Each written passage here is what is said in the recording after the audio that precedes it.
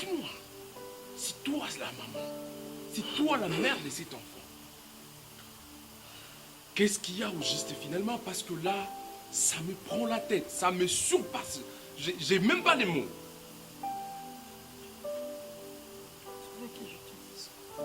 Mais que quelqu'un me dise quelque chose. Qu'est-ce qui ne va pas avec mon fils? Problème est là, moi nanayo, nga na yebi eloko te. Oh mon Dieu. Nazaki ko expliquer aux hommes na yo moko non mobani. Je manque même le mot. Je ne sais pas na mobani. Je ne sais pas chérie. Je pense que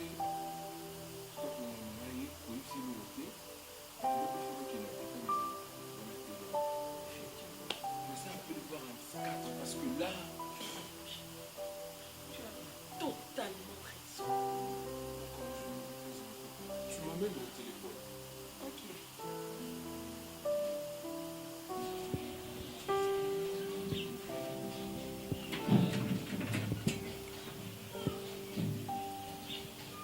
Bonjour maman. Bonjour.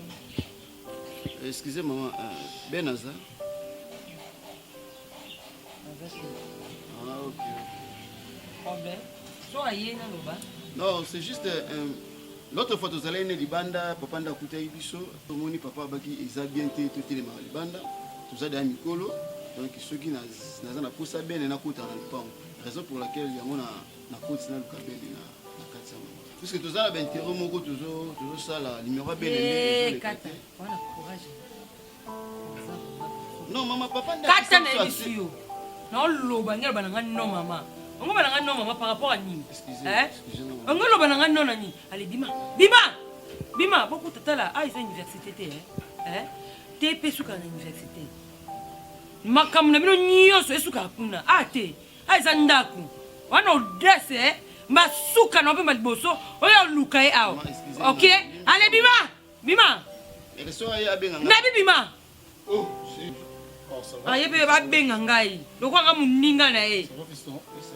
To sala ba jena na yo. Bébé, je suis là non? Oh, atayo mon. Aux hommes Ben. Apparemment elle est à la maison non? C'est ça non? Non maman bi azate. Non, c'est là. Ben. Eh, papa. C'est là. Papa qui. Ben. Kende Bima. Ozo bengile Moi je ni. parle, toi tu parles. Te na tuni hein? Na tuno bengile ni. Ben. Oui papa. Tu viens? Éloge. C'est pour toi? Oui.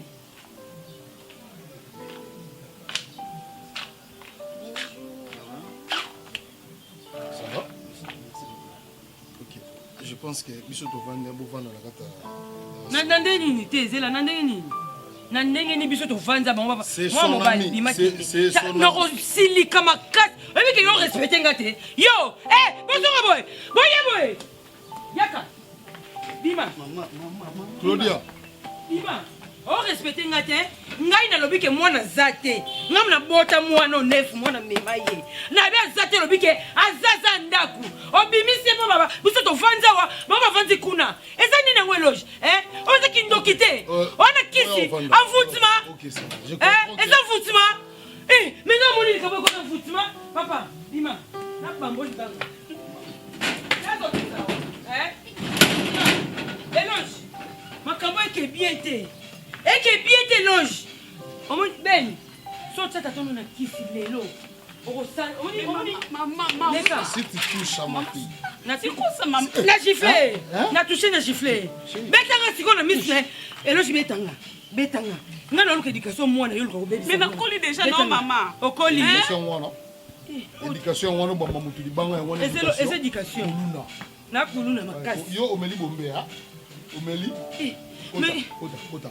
non, kota. Yo kota. Longwa. Asani. Longwa kota. Asani. Longwa. Tu restes là. C'est toi. Au kota. So quotidien au kili. Na préféré na kini na kota. Vas-y. Na kota te. Fais tes valises. Yende mtu akota Bima.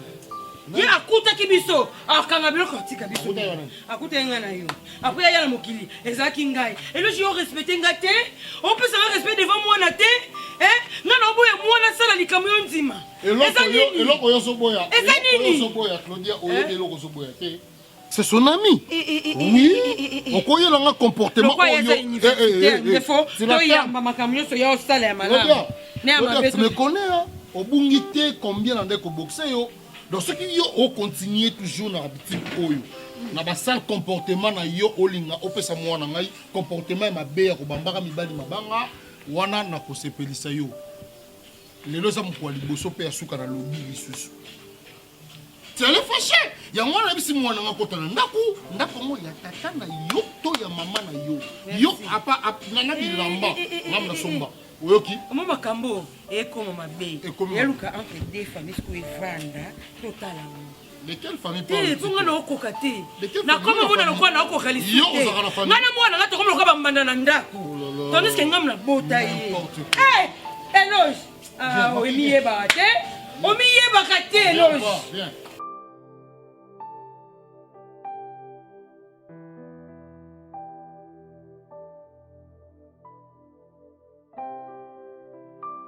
Rolls, je ne sais pas qu'est-ce qui se passe. Je suis venu dans ton bureau, je t'ai trouvé au lieu de travailler. Mais le dossier me saoule déjà, mais tu es trop pensif. Éloge, essaie un peu de parler à ton ami. Il est trop pensif. Et puis il vit dans une solitude énorme. Je me demande mille et une questions, mon cher ami. Qu'est-ce que tu es en train de traverser? Un vieux dicton dit que un problème qui est partagé trouve à moitié solution. Et voilà. Alors partageons. Nous ne sommes pas amis seulement pour aller dans des débuts de boissons, pour aller festoyer ou faire quoi que ce soit. Voilà, moi je pense que on reconnaît les tiens dans le pire. Quand il y a un problème, partageons. On ne fait pas la fête quand ça brille chez les voisins.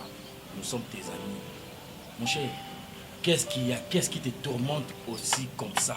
Ni les autres tourmentés au boye. Yebisa biso toyeba. Ou soit éloge, le roi vous autres la binom balé mikolo. Toi tu se connais au moins parce que tu donnes ta langue au chat. Tu connais ce qui le tourmente. Non, mon frère. C'est que vous m'avez isolé alors? Non. Alors c'est quoi? Qu'est-ce qui lui met dans cette état? Ce que tu es en train de dire. Enfin. Qu'est-ce que vous ne connaissez pas? On ne connaît rien, mon cher. Vous ne connaissez rien? Mais oui. Les problèmes dans ma maison, dans mon foyer. C'est C'est mon ça fils. recommence. Ça recommence. C'est toujours la même Jordan, chanson. oui. Mon Je fils, sais mon pas fils, mon récupérer fils. mon fils. Il est parti. Mais il est parti. Il est comment parti ça? où? Il vit ailleurs maintenant. À part la maison. Il vit dans son monde de sommeil. Ah putain, Michel. Mais quand tu as dit qu'il est parti, j'ai pensé qu'il a abandonné le toit conjugal. C'est la même chanson chaque jour. Attendez, mon cher ami. Mon cher, finalement, je pense que je dois vous amener chez moi pour que vous essayiez un peu de vivre. Est-ce que tu as parlé avec lui? Tu as parlé avec lui, oui ou non? Je parlais avec lui. Ah voilà. Ça donne quoi? Après avoir parlé entre nous ici, Oui. ce jour-là, je suis rentré. Je l'ai trouvé bonnement en train de sourire dans son sommeil. Comme d'hab. À son réveil, Ouais. il se déchire. Puis, monsieur, viens ici, on va essayer un peu de parler entre nous hommes. Il m'a dit, oui, ça va, papa, tu sais, tel que je suis là, je sens comme si j'ai un vide en moi. C'est quoi les vies? Quoi? Le vide, ça dit quoi? Tu as tout. Tu es dans une bonne école, une belle maison chez vous. Tu es véhiculé. Tu es véhiculé et puis quoi encore?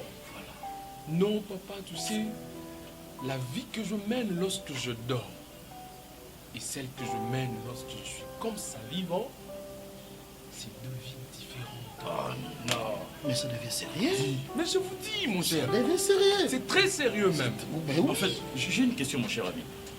C'est quoi en fait la vie qu'il vit quand il dort? Il ne Écoute, sait écoute. pas expliquer comme ça, Écoute, c'est ce qui me rend Rolls, malade. moi je pense qu'on devrait arranger la question. Il est qui dans son sommeil? Voilà. C'est ça en fait. C'est ça le grand problème. Peut-être que c'est lui, ton papa, pendant qu'il dort. Là, je ne sais pas de vous verser, mais c'est comme si tu parlais de la sorcellerie. Parce que comment ça fait-il que son Mais papa... comment ça fait-il? Comment ça fait-il? il peut mettre son papa au monde. Comment ça fait-il? Un petit garçon comme lui, il a d'ailleurs quel âge? Il a quel âge, les petits? Mais il est à l'université, bientôt il va finir la licence. Ben tu vois. Bon, excusez-moi, mon cher ami, c'est une question qui m'est venue comme ça dans l'esprit. Est-ce que le petit n'a pas touché dans le gris-gris, qu'on touche le franc-maçon, le rose-croix, le quoi, dans les universités? Tu vois, la science occulte dans les universités. Il a eu des rapports sexuels avec des filles. Voilà, qui lui reviennent dans ses songes maintenant. Peut-être. C'est qu'aujourd'hui, la majorité des jeunes Congolais ont détruit notre vie par rapport au rapport sexuel avec eux. Lorsqu'on fait ces trucs-là, on devient un. En fait, mon cher ami, dans toutes ces histoires-là, ce que nous voulons que tu aies au moins une paix intérieure. Nous voulons t'aider. Alors, le vide dont tu parles que le garçon a, c'est quel genre de vide? Jordan, Oui, mon cher. comment le saurais-je? Parce que lui-même, la personne en question, il ne sait pas expliquer la chose. Il ne sait pas expliquer. Il ne sait pas expliquer ces vides-là et la vie qu'il mène dans son... Alors, qui dit sa maman? Au moins, si toi tu ne le sais pas, sa maman pourrait-je... Je te dis, elle a Pourrait le parti savoir. même, elle n'est même pas dans elle. Ah, Rolls, on fait ceci. Moi, je pense que la meilleure des façons, ça l'appelle la Massali Nzambe. C'est pas aller à l'hôpital. Mais oui, apparemment, on dit Makambo Boy, comme il a pas dit. Makambo Boy, il y a genre. moi, c'est Nzambe. Mais voilà, et comment il a Le passeport rouge. La Anna femme Padi. de Oui, oui. l'Irlande, là. Oui, oui. Anna pas dit, moi, c'est Nzambe. Non, c'est la connais, Passeport non? rouge. Ouais, je sais. On n'a pas dit. Voilà. Makambo Boy, comment il a caillé? À consulter un peu la salle. Mais plutôt, moi, j'ai un avis contraire avec celui de logement. Lequel? Moi, je pense que moi, je pense que tu dois voir un psychiatre. Je pense que oui, je pense que C'est mieux, d'ailleurs, c'est un ça. problème psychologique. C'est mieux? Oui, Je pense que c'est un Mais problème. maintenant là, tous les moyens sont bons, mon cher frère. ami. Mon frère, la solution à nos problèmes, c'est Jésus. La solution à toute chose, c'est Jésus. Moi, je pense qu'avant d'aller consulter les médecins, il faut d'abord consulter Dieu. Bon, moi, je parlerai aussi au garçon. Je vais le voir, je vais lui parler, je vais lui interroger, je vais prendre ma responsabilité. Des... Maman suspecté bino frère. Allez baya kolanda bango wana. Nazo so vérité kolanda bango te. Yo kanti na bien yo libala ni nango bande ka kamba mo ba e ba maman ka tanda. Et ma fille ba kuna toi à l'université. Lelo, baby, écoute, et si que tu m'as donné bangela mingi ça soit pas na bango ou bien pas na biso. Mais université tokotanga bokeba ana suka yango ya. Est-ce que tu bokomi trop love. est-ce que tu lingani boy tu ba classe. Mais tu continuer. Alba, na so mwana zana bolingo mo non. Ozo idete. Bosala ngo trop bien. Lalou. Bino bo occuper place té. Lalou. Moi ba nous sima ngona bosala. Quand même. Fallait aimer bien habiter bolingo ça le gola. Et là quoi Nintendo qui para place té. Mais quand même. Il s'agit que tout le monde prise tout sais le. Au mo bosala même ba copie. Il y en a ça apporter na bolingo bénédiction. Non non. Té na mambo ka bona té. Ngala ebisa déjà. To bandela so chi to tsena so me to bandela so chi. Chi. Bino yo melisa. Na mizo nga mo bubu mestre si. Yo mo bubu mestre. Nga mo bubu mestre. Ya komini. Yangira. Ya, ebitala. Dikri bolingo bena pesinga. Nous raisonner depuis kala. Fais tout que maman na ben. Ah bon? Oui, pour na les gens déjà bon. na ko regretter pourquoi na lingaki avant. Donc okutana benedict mbamo donc ebandeli na ngai ya love mamo ezaka ye trouble mbamo nde ritsa oyem yango nde makambo ya taka avoir même na benga tantine ana pas du power moi si nzambe est-ce que tantine excusez nga na meki un peu ko désobéir na makambo bana nga parce que moi so na kute na na kuka lisusu te na oui parce que bula mneza kanini na tuna no bene bula mneza nde bozaka bo. Ah bon? Photo le bon débat le bon akilelo. Boule na ngane za li fobo. O tili fobo. Do tili fobo vraiment ngana berger. Donc c'est na mo bola nsango le to vide kamba mo tata. Libala après libala ma passa. Donc ma passa on doit ko ba ina nete. Ba 5 mois ka bota. On a ina nete mutu musupa ko yo linga ye. Ah bon? Ana bilenge. Parce que na nebo binu mbale tayi mo mo na fola ndana. Ala na papa le vine. Vous faut ça la ni biso. Mo na onyo ko za.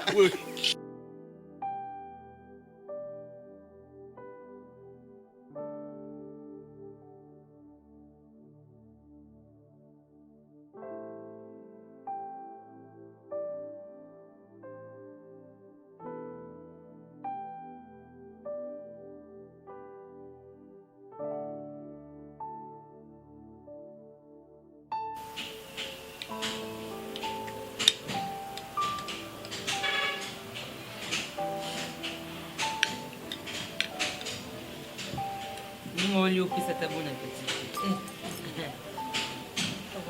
Ma peur. Oh Jésus, merci.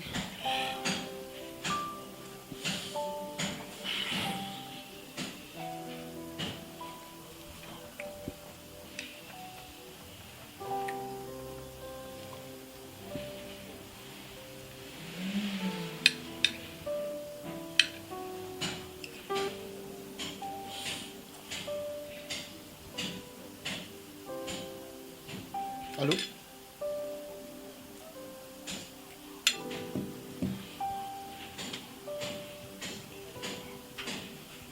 Mwana ya mutu. Mwana ya mutu. C'est héros. Azonga te. En plus, ma fille à moi, ma propre fille à moi, elle ne répond pas au téléphone. Tout ça, c'est à cause de toi. Hein? C'est à cause de toi. Yo, nous sommes mal à l'aise dans Dako. Ça va péter, je te dis. Non, tu es mal à l'aise. Ça va péter. Ngai Claudia, non, tu es mal à l'aise. Merci. Pardon, papa, tu es à l'aise. Là, tu m'as dit que moi, Claudia. Oza Mwinda. Zela. Matama Oyo Koma rouge. Ça va chauffer. Et puis ça va péter aujourd'hui. Nanine. Oza là, ozo lier na yo pe oza à l'aise. Moi na na zongi te tisikoyo. Ozo lier, ozo bimbisa mapu. Et si na zo pa kuna, on a ko lier boye. So moi na ngai. So ki moi na ngai. Et quand vous comédie.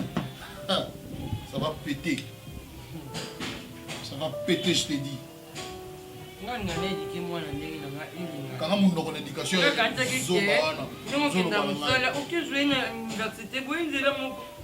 on a moins aux voitures, aux universités. Vous êtes ensemble, vous êtes un problème.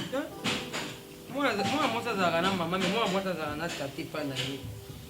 On a tellement qui. On continue au Loba. Ça t'a mise, hein? On continue au Loba. On dit ce un comportement, bano mobuta kota di banda na ko éduquer. Bonjour ma fille, ça va? Oh, c'est cool.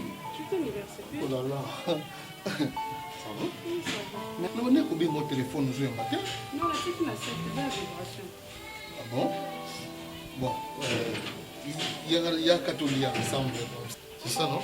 Mais à la prochaine occasion, ce que Monique non aux quelque part. Éloge, c'est le nom. Éloge. Ça va? Ok. Éloge. Eh maman, Yaka. Je t'ai dit. Yaka awa. T'es assez le Yaya. Éloge. Laisse la fille. Yaka. Zonga. Non maman non. Chérie, ce qui est important, ma fille est déjà à la maison. Et puis sur appétit. Yagolia. Éloge. Quand tomboka nyoso yo tomboki awa. Na quand c'est quoi yé. On gifler yé. Mais Nana tomboki. Éloge yo aux la domination. T'es la tuni au dominata non? Hein? Maman n'a pas nzambe na ngai maman botanga mitai. Chérie, n'a même logo.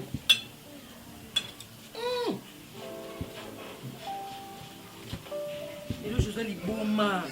Non, je ne crois pas. Oh! Arrête de me dire ça. Azana maladie. Mais chérie, j'ai parlé avec le psychiatre. Basalier d'examen Nyos. Tu peux imaginer, j'ai demandé qu'on fasse un check-up à ces garçons. Donc j'ai demandé Baba de Bandana Songa Linzaka Tina Suki Asuka Motu. Il n'a rien, il va bien. Chérie, Nabissio, je me suis posé 1001 questions de savoir est-ce la famille Nanga, il y a un problème, il y a une main noire. Je sais pas, dis-moi un peu, dans ta famille là, comment est-ce que vous avez grandi? Dis-moi un peu. Je connais bien ma famille. Mais qu'est-ce qui nous arrive, chérie? Naïveté, phénomène là. C'est ça aussi, je suis en train de me poser trop plein de questions.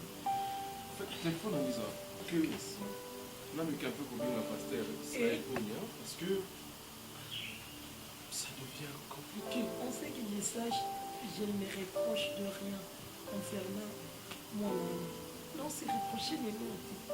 Naïveté, c'est peut-être pour Vous entre vous les hommes, hein? Vous en dites comme moko boye mosalani, au biso toza ko ignorer peut-être. Et là, on n'a pas ça dans mon RG. C'est mon fils, mon unique, mon héritier, maman. Et d'où bimi ces avis benga no pasteur. Benga pasteur s'il vous plaît. Soyez aïe les quitter. Au benga ngata be Jean-Pierre Bononga. Ça passe pas, attends. Benga be Jean-Pierre Bononga. Mais tu as son numéro, non?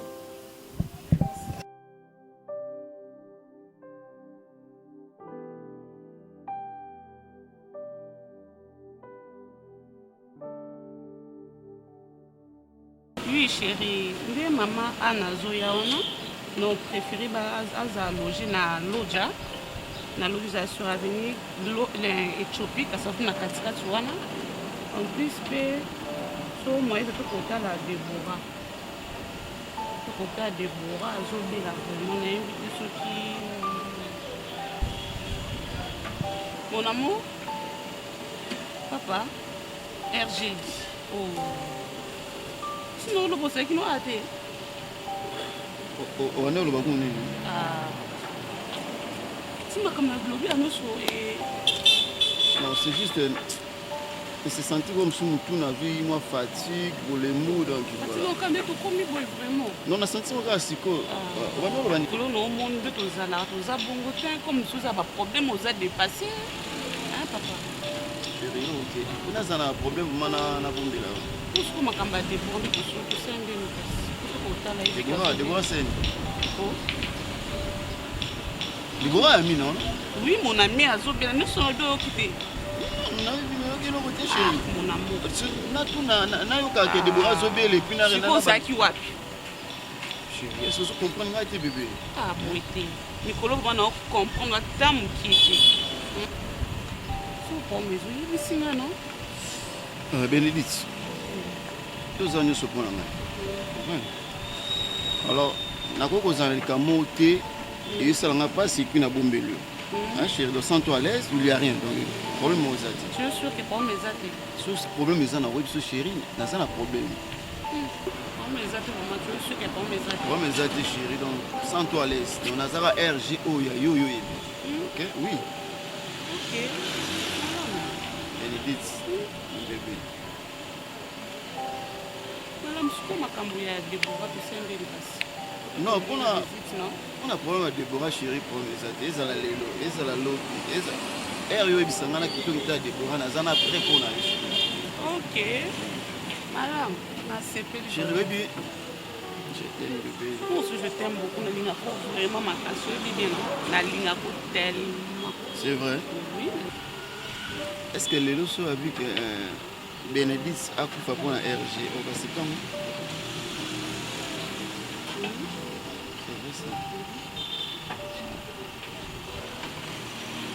Voilà, à commis secours, ça géré. C'est trop. Mon cher, comment expliquer Motomomo Boué, Nanaku, il est plus qu'un lion. Dans son sommeil, il est heureux. Au réveil, méchant garçon. Et puis, voiture, on a un accident. Je pose la question à ses amis, on me dit que non, où est-ce qui collait? Il a une copine. C'est le reflet. Et là, c'est qui s'est caillé pendant son sommeil. Ils ont reflet. Il y a des bêtises pendant la journée. Alors moi, hors la maison. Moi, je me pose cette question, mes chers amis. Qu'est-ce qui est aux sources de tout cela?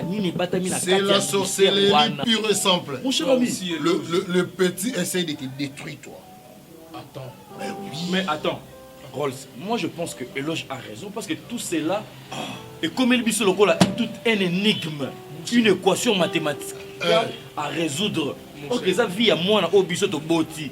Je n'ai jamais eu quelqu'un de comme ça dans ma famille. Ah, les bossos, voyez. Alors réfléchissons. Mais non, il faut qu'on se pose des questions. S'il vous plaît. Il faut qu'on se pose des questions. Non, c'est ça, mon cher. Ça devient toute une équation mathématique à résoudre. En fait, ça peut faire rire, mais ça fait mal. Mais oui, hein. Tu sais. Moi, Rolls, n'a qu'à la bongoté. Je te connais.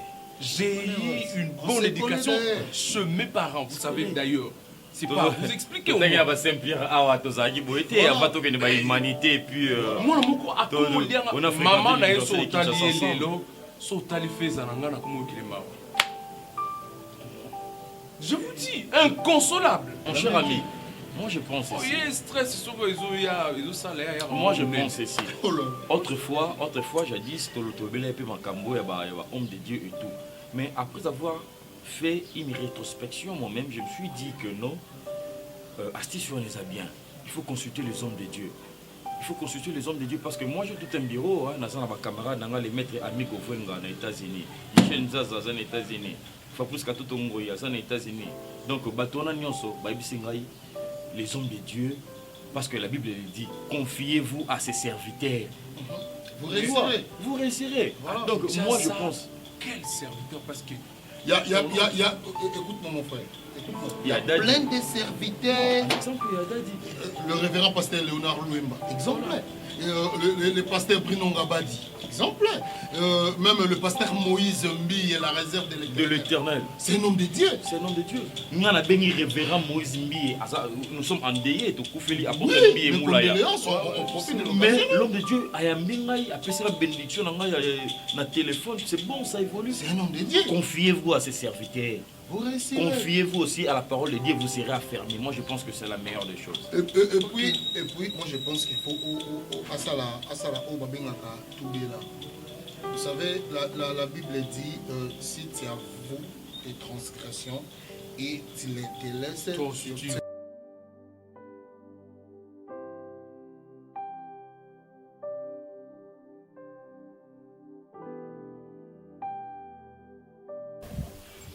so na mimi mtu na hôpital fabika bo hôpital nga maki wana so ba bengana ki okaka bango bazungu na ndako wa bo kuna ba so ba yambi ba kizame mbala moko ba so traitement mbongo yaka na onde na sima tala siko lelo komo lo ba bibolo biso ndoko lo ba ndoko na mwasi acheka nyovi lelo bando bela atakutu kuja le fatsaka te na ba sala na souci na ngakutu ase déranger ma castara kebenga ti na mon papa d'amour na benga ke mon papa d'amour so pe yete na ngana ko maloni aza bote ba benga ke LMC en Hollande abipanga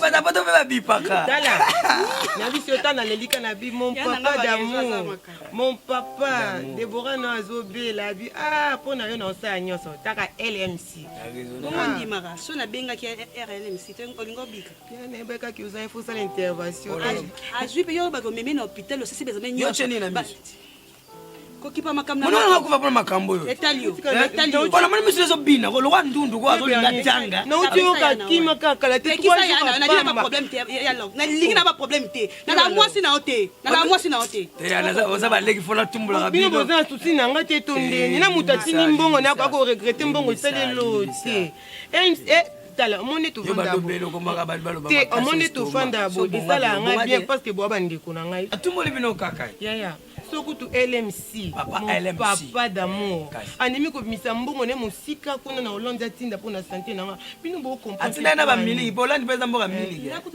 batinda mbongo emonani ata apesaka lokwa 300 okota radio leki na nga tobundi mpo na yo yaya bandeko no soki oyebi mbongo papa na nga apesi nga ngo nabengaki papa aza nyonso mpo na nga bondima te atindi alokwa neti $650 na mbongo nazwi 300 na peso nayebi te so 300 bosalama nyonso tu ntango yo atindako mbongo yo ozala maladi okotema te soko mbongo $650 nakenda osongonayebekebeta mbongo te bango bakandenge bakoya mpe bamotia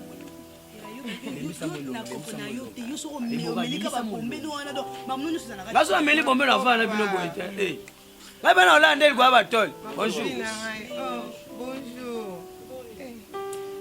noko yo oza moto abuda obafeste yaya tika fiere olati babergele olati wana ngai nalati moto nazala mokie ebeti 3 jours na lelo ya bofanda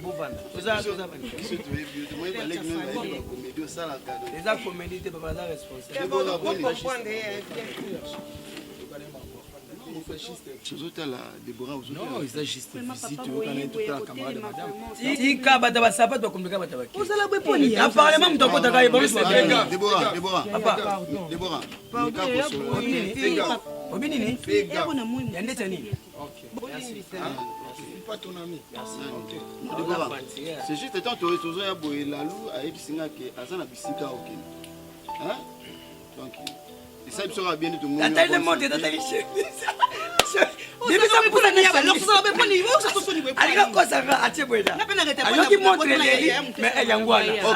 Merci. Excusez, bon comprendre, pardon, il y a une chose à l'année. Ok, merci madame. C'est bon, tu es bien, hein? Mais c'est pas une visite, non, merci. Alors mon frère, otiki mpe eloko te mpena ndenge abandaki kobela ume mpe ya maladi yaya otika te eloko ko mutu kotona azotumbula azobimisa mbongo.